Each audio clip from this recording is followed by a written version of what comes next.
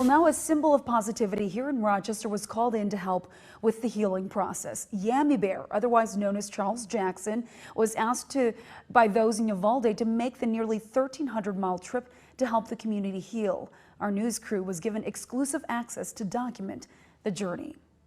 Well, ABC 6 News reporter Emily Pofall live tonight from Uvalde, Texas, after visiting more families impacted by the shooting with Yammy Bear today. Emily, what did you guys do today? Laura, today we walked by some of the grave sites of the victims with Yammy Bear. He left behind more stuffed animals to pay his respects. We also visited a senior care facility where we spoke to one employee there that was deeply impacted by this tragedy. Sometimes it gets boring to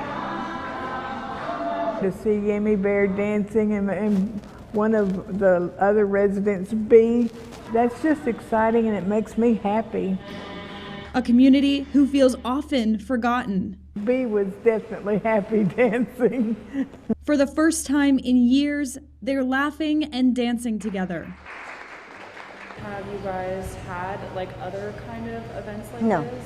No, we haven't had anything. Amistad Nursing and Rehabilitation Center in Uvalde has felt isolated from the rest of the community in their grief. We have had to shut down.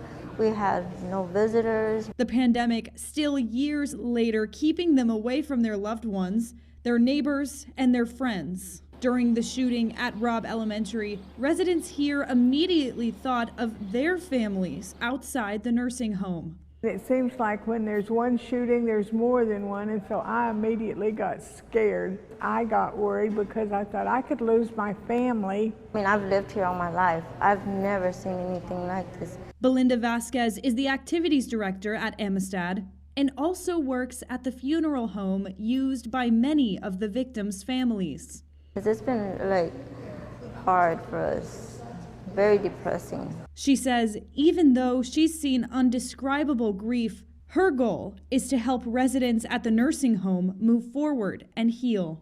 It's my calling and it's my responsibility to be here. But it's not just the residents who need healing. My cousin Eva Mireles, she was a fourth grade teacher at Robb Elementary who lost her life. Christina Arizmendi is the administrator at Amistad. Like Belinda, she also spoke of calling and purpose.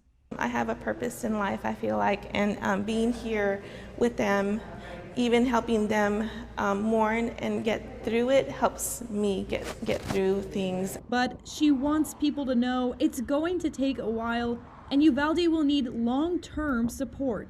It's going to be a long time. It's going to take a very long time for us to be able to get through this as a community. Christina also says looking for the lighthearted, looking for people like Yammy Bear, help with that journey. I could feel the energy even to my office. I was over there dancing, and I haven't danced probably since the tragedy, so that was huge. Belinda and Christina are hoping this event with Yammy Bear can lead to more events, more visitors, and more fun in the future. There's people from other places that care, that care enough to come here. And they needed that uplifting. They needed somebody to come and tell them it's going to be okay. And Yammy Bear was happy to do it.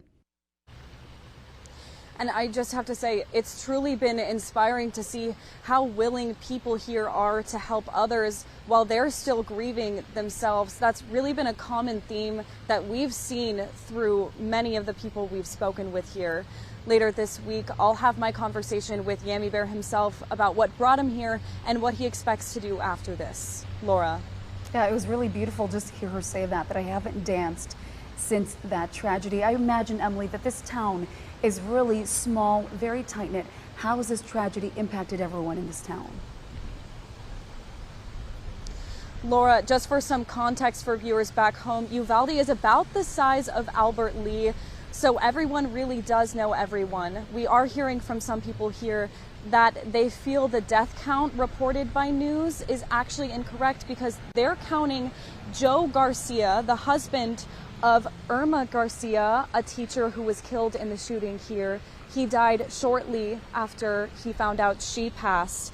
raising that death count to 22. Laura. Yeah, and they're going to need all the support they can get to get through this. Emily, what is next for the people of Uvalde?